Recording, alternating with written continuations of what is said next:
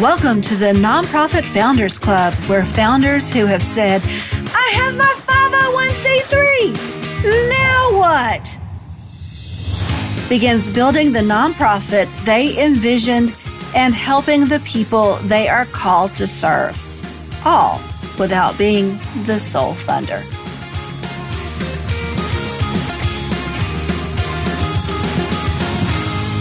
Welcome to the Nonprofit Founders Club. We are in a 5-part series on the fundamentals of building your nonprofit. We've talked about building a successful nonprofit framework. Next, we went in depth in the infrastructure and fundraising legs of the framework.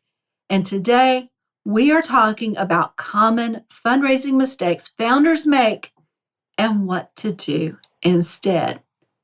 So I've been talking to nonprofit founders for a few years now. They are eager to start their program and make a difference, and with good reason, too. They know what the people they serve are going through and want to alleviate their suffering. But instead of taking the time to understand funding, they plow ahead and make some serious mistakes. So today we are kicking off the series by talking about common fundraising mistakes when you are new and what to do instead. Hey, I rhymed. All right, misconception number 1. Fundraising is a single activity. So organizations, they may try grants, events, corporations, rich people, crowdfunding. These activities don't give you the funding you need, so you try other single activities. So you start to get that fundraiser of the month, or what I like to call the fundraising hamster wheel. Actually, it's the event hamster wheel. So fundraising becomes a cycle of monthly small dollar fundraisers. That is what your fundraising consists of. So fundraising is part of an overall plan. So what is a fundraising plan? I think of a fundraising plan as a roadmap. You start out at one place, decide on where you want to go, and then choose your route to your destination. A fundraising plan is how you get to where you want to go. So what are the benefits of a fundraising plan? It gets everyone on the same page. It keeps you out of crisis mode. No more fundraisers of the month or last-minute fundraisers. With a plan, you know exactly when money will come in and how much to expect. There is no more cycle of we need money, let's do a fundraiser with little time to put together anything of quality. It helps control your workflow too. When you intentionally plan out your fundraising strategies and activities, you can control when certain activities will happen.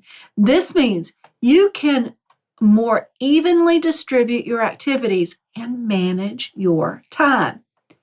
It builds confidence in your program with your donors. When you can show you are financially stable and have a plan to stay that way, donors and funders have more confidence in your financial stability and longevity, making you a good investment. And quite simply, you raise more money. Organizations that have fundraising plans raise more money. They focus on the strategies and activities that work for them and stop doing those things that don't. They can plan in advance, which means they can budget and take advantage of cost-saving opportunities, lessening their expenses. Think about that for a second. When you budget and you know what's coming and you see something at a really good price, you can pick it up at that really great price and help out your fundraising. That lessens your expenses. That means you get more money in your pocket. All right. Now, the mistake. In reality, Treating your fundraising as a single activity leads to the mistake of trying to fundraise beyond your ability. You are beyond your ability by your resources, your time, your money, and your people. So if you're planning a huge gala event without volunteers or the upfront money needed for the gala, it can put you in the hole before you start. If you aren't ready for this kind of event, it will take time, money, and people you don't have and distract you from the things that will establish your nonprofit. Infrastructure. These are the basic physical and organizational structures and facilities needed to operate the nonprofit. They are the things that create and sustain a nonprofit. These things are often referred to as building capacity. So, different types of activities that are all designed to improve and enhance a nonprofit's ability to achieve its mission and sustain itself over time. That's what capacity is. So, examples are your policies and procedures, your organizational chart for your organizational structure, your boards, your programs, your financial systems, all of those things, all of the things that we talk about in the infrastructure leg of our framework. Next, skill level. Your people may have the skills needed to plan and execute fundraising activities. They may not. Not being ready at that skill level means you spend an increased amount of time learning before executing, or you dive in and hope for the best. It can be a steep learning curve. So instead, the fundraising strategy has a hierarchy. Each step has 3 levels, and all build on the step or level below it. Each needs greater resources, skills, and infrastructure. So learn the fundraising strategy hierarchy so you can fundraise at your step and level and work towards the next level, making fundraising easier. All right. Misconception number 2. Building a donor list is too hard and time consuming. Building a list now with all the things that need to be done feels overwhelming. Get it. I know. I understand. They don't feel they have the time to build a list.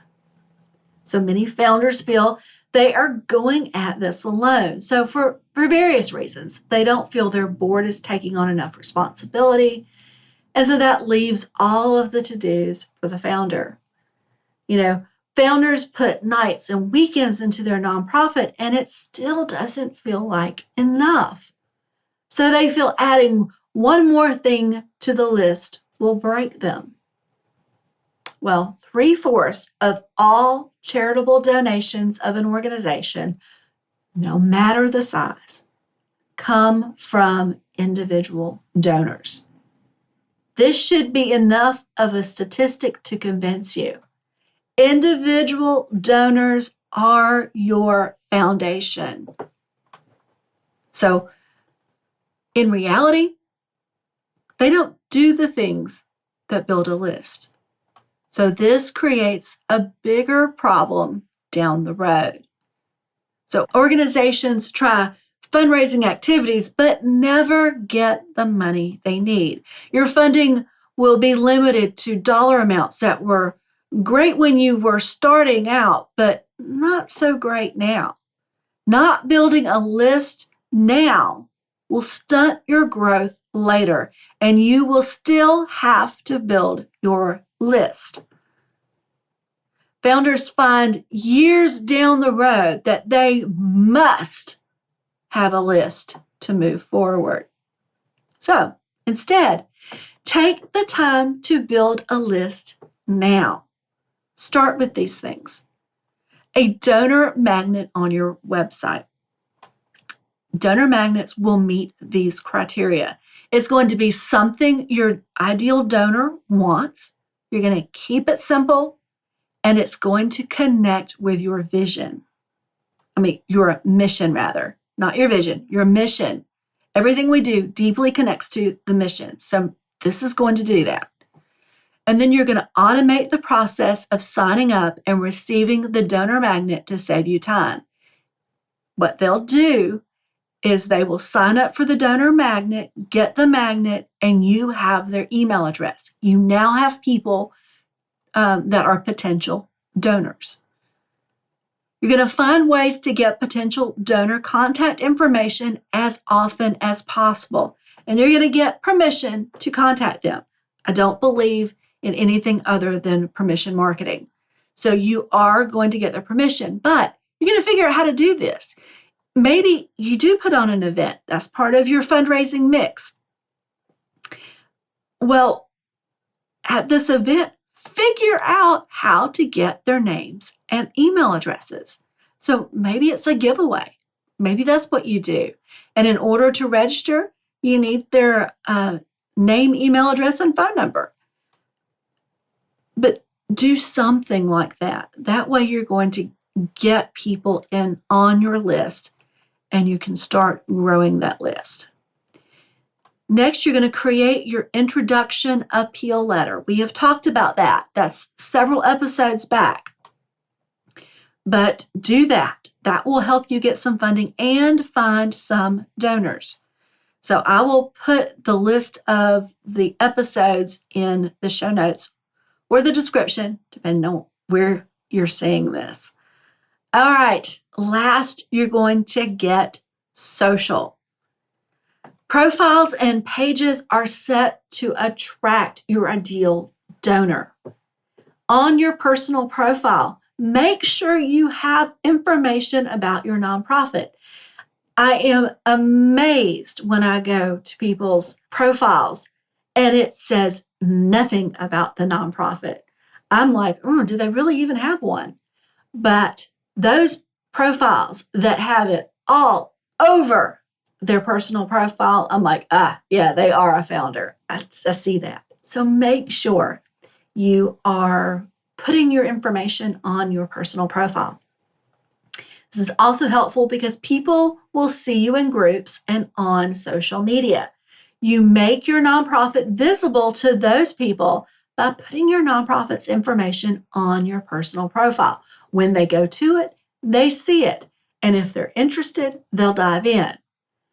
Also, give links to your website. Make sure you've got that on your personal profile. Next, you're going to comment, like, and share on other with your nonprofit's page. So my husband actually amazes me with this technique.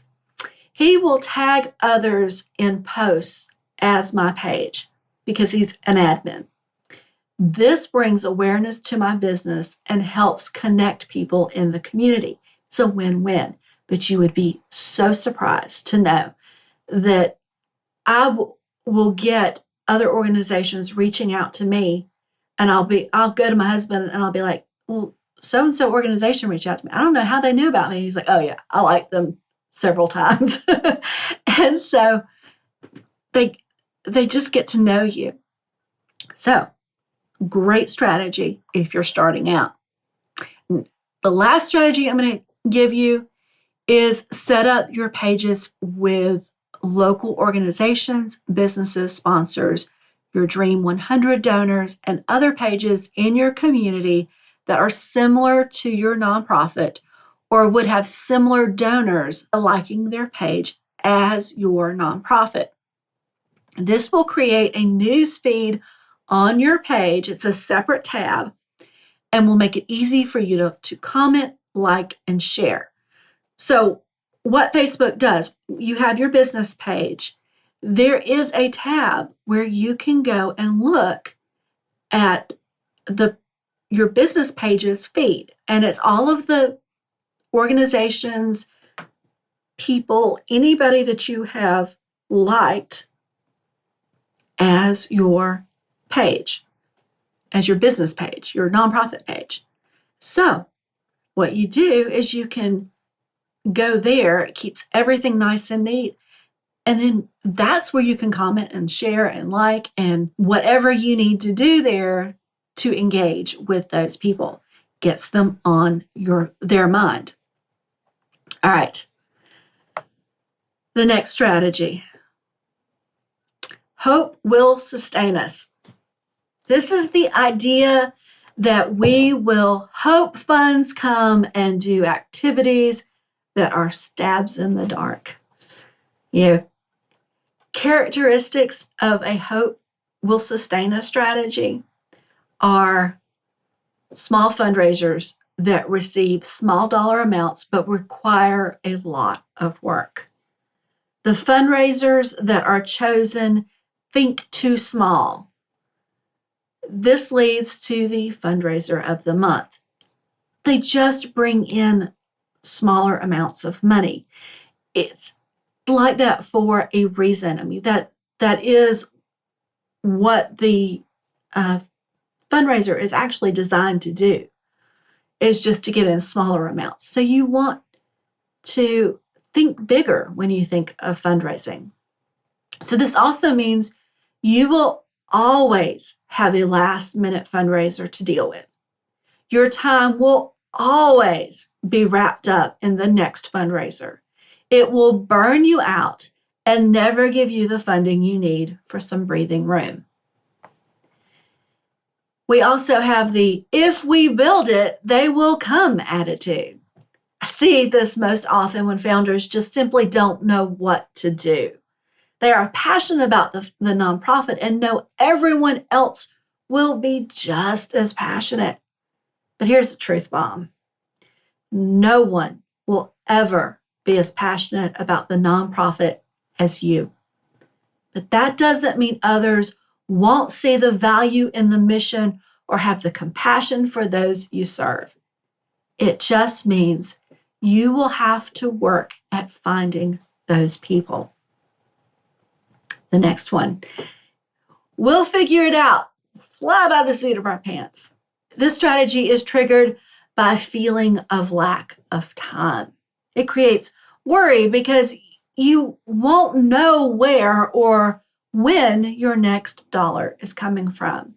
It creates a cycle of never having enough money to build anything, and it stunts your growth. In hard economic times, it will destroy your nonprofit because you don't have a plan and can't shift your activities to those that are working. You won't be able to be flexible. So all of these characteristics lead to a common mistake. They don't build the skills to think like a fundraiser. They don't build the planning and goal creation skills to plan their fundraising strategy for a year at a time. This includes a calendar so you know when to start planning their fundraising activities, when different fundraising activities will happen, and how to spread out their workflow more efficiently. Their goals don't include donor acquisition and retention, necessary goals to build and sustain funding. They don't build the organizational skills that put the systems in place to automate and delegate those things that can help with workflow and get in funding dollars. They don't build the strategic thinking skills where they learn how to measure their fundraising activities and how to make the best use of their resources. They also don't build the skills necessary to understand who their donors are and to attract them so they increase funding. So instead, don't be those people. Don't be that funder. Instead, learn to think like a fundraiser. The fundraising framework helps you think like a fundraiser by helping you be consistent, focused, and intentional with the right things. So we've talked about this in another episode, but let's quickly go through it again so that you can understand what this framework consists of. So the first thing is know your donors. So knowing your ideal donor helps you attract new donors to your nonprofit. It makes donor acquisition easier and more efficient. And when you think about donor acquisition is the most costly between acquisition and retention, you want to make it efficient. Knowing your current donor helps you with donor retention and fundraising planning. When you know your donors prefer email over snail mail for information and snail mail over email for donations, you can more effectively communicate and maximize your time and other resources.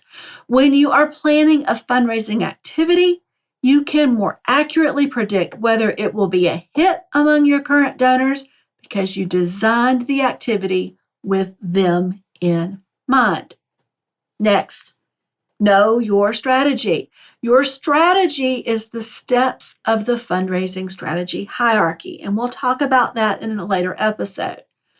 Within that strategy, you can have multiple activities at or below your level. So working on the level you are at or below your level gives you the opportunity to make the most of your fundraising. It helps you focus on the things that will be most effective for your stage of the fundraising process. Next, know your numbers. This is about more than just knowing how much your fundraiser made. It's about setting fundraising dollar amounts, acquisition numbers, and retention rate goals. These numbers also include knowing your budget, your average donation, and your cost per unit of service. Knowing your numbers helps inform your decisions on expansion and when to change up strategies and activities. When you know these numbers, you have a bigger picture of how effective your fundraising is and how you can shift fairly quickly to the things that will work better for your organization. Check out the Nonprofit Founders U. There are some different trainings on how to find some of these numbers. So make sure you check that out. All right. We've covered the 3 common mistakes founders make when it comes to fundraising and the misconceptions that lead to those mistakes. I've also given you action items to do to avoid those mistakes. All right, it's time to get to work.